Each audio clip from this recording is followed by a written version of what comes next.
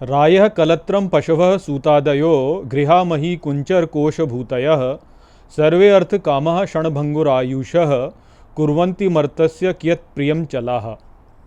नमस्कार मित्रों, ये जो श्लोक है ये प्रहलाद उपदेश का 51वां श्लोक है जिसे हम आज गहराई से समझेंगे। तो आइए सबसे पहले इसके अर्थ को समझते हैं। तो जो श्लोक है वो कहता है, रायः कलत्रम पशवः सूतादयो, अर्थात धन, पत्नी, पशु, बच्चे इत्यादि। गृहा मही कुंचर कोशभूतयः, अर्थात घर, भूमि, हाथी, कोश और अन्य पदार्थ। सर्वे अर्थ कामः क्षणभंगुरायुषः, अर्थात ऐसी सभी इच्छाएं क्षणभंगुर हैं। कुर्वन्ति मर्तस्य कियत् प्रियं चलाः, अर्थात मृत्यु लोक की ये चंचल वस्तुएं किसी को कितना प्रसन्न करती हैं। तो यहाँ पर अब प्रहलाद महाराज अपने सहपाठियों से कह रहे हैं कि ये जो सभी जो ये लोक की इच्छाएं हैं, जैसे धन, पत्नी, पशु, बच्चे इत्यादि, या घर, भूमि, हाथी, कोश या अन्य पदार्थ या अन्य कोई भी संपत्ति जो कि संसार का भाग है, ये सभी जो इच्छाएं होती हैं इन सब की यह केवल क्षण भंगुर होती हैं। ये थोड़े समय के लिए होती हैं और फिर ये नष्ट हो जाती हैं। तो मृत्यु लोक की ये जो चंचल वस्तुएं हैं ये किसी को कैसे प्रसन्न कर सकती हैं। तो यहाँ पर बहुत ही महत्वपूर्ण बात है जो कि प्रहलाद महाराज बता रहे हैं, और वो ये बता रहे हैं कि यहाँ पे जो सांसारिक इच्छाएं हमारी होती हैं ये जो हैं ये सदा के लिए नहीं है।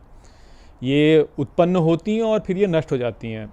परंतु जो वास्तविक हमारी कामना है, जो सदा ही रहती है, जो सदा से है और सदा रहती आई है, वह है संतुष्टि की कामना, वह है आनंद की कामना, जिसको कि हम यदि ठीक प्रकार से समझें तो ये है ईश्वर की कामना। तो जो ईश्वर की कामना है वह ही वास्तविक कामना है, वह सदा रहती है, वह ऐसी नहीं है कि आएगी और समाप्त हो जाएगी। परंतु ये जो अन्य कामनाएं, जैसे धन की कामना, पत्नी की कामना, पशु की कामना, ये सब जो है, या संपत्ति की कामना, ये ऐसी है जो कि आती है और नष्ट हो जाती है। अब अपने जीवन में देखिए ना, आप देखिए कि आपने कितनी सारी कामनाएं की। कुछ आपकी कामनाएं हैं जो कि पूरी हुई, कुछ आपकी कामनाएं जो कि पूरी नहीं हुई।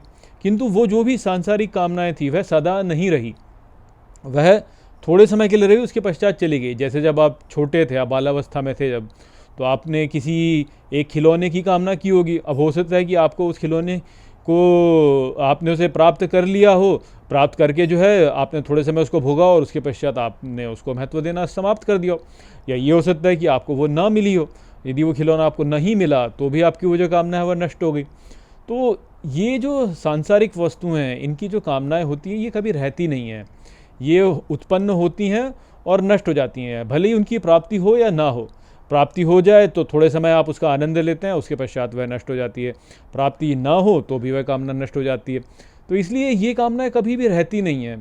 तो इनसे कभी भी कोई प्रसन्न नहीं हो सकता, क्योंकि जो वास्तविक कामना है वो इनके पीछे वाली कामना है, जो कि संतुष्टि की कामना है, कि हमें संतुष्टि चाहिए। अब हमने उस संतुष्टि को किसी वस्तु से यदि जोड़ लिया तो हमें लगता है कि वो वस्तु हमें जो है संतुष्टि प्रदान करेगी, किंतु ऐसा कभी होता नहीं है। वो वस्तु में संतुष्टि प्रदान नहीं कर सकती, क्योंकि वह वास्तव में है ही नहीं, उसका अभाव है वास्तव में। वह थोड़े समय के लिए है, उसके पश्चात वह नष्ट हो जाएगी, इसलिए वह कभी हमें संतुष्ट नहीं कर सकती।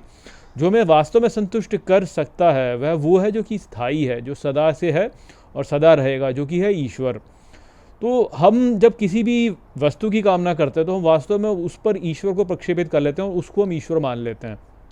और क्योंकि ईश्वर सीमित नहीं है, इसलिए उस वस्तु को भले ही हम प्राप्त करें चाहे ना करें, उससे हमें संतुष्टि नहीं होती और वो जो कामना है वह नष्ट हो जाती है। तो इसलिए हमको ये समझना चाहिए कि ये जो मृत्यु लोक की चंचल वस्तुएं हैं इनसे हमारी कामना कभी पूरी नहीं होगी, हो ही नहीं सकती है, क्योंकि ये हैं ही नहीं वास्तव में, इनका अभाव ही है। ये कुछ समय के लिए हैं, इनका प्राकट्य कुछ समय के लिए हुआ है और कुछ समय पश्चात इनका प्राकट्य समाप्त हो जाएगा। तो इसको प्राप्त करने से हमें वैसे भी जो है कुछ मिलना नहीं है। और हमारी जितनी भी सांसारिक कामनाएं हैं इनको हमें ऐसे ही समझना चाहिए कि ये आई हैं और ये चली जाएंगी, ये कभी रहेंगी नहीं इस प्रकार से। तो इसलिए जो है ये कामना हमें कभी भी जो है फिर विचलित नहीं करेगी, क्योंकि हमें पता रहेगा कि इसका तो अभाव ही हो रहा है, ये तो जा ही रही है, ये कभी भी रहने वाली है ही नहीं, ये टिकेगी ही नहीं वास्तव में। अभी हमें लग रहा है कि ये हमें संतुष्टि प्रदान कर देगी, किंतु ये हमें संतुष्टि नहीं प्रदान करेगी। भले ही ये पूरी हो चाहे ना हो, पूरी होगी तो थोड़े समय में हम इससे ऊब जाएंगे, नहीं पूरी होगी तो भी ये चली जाएगी।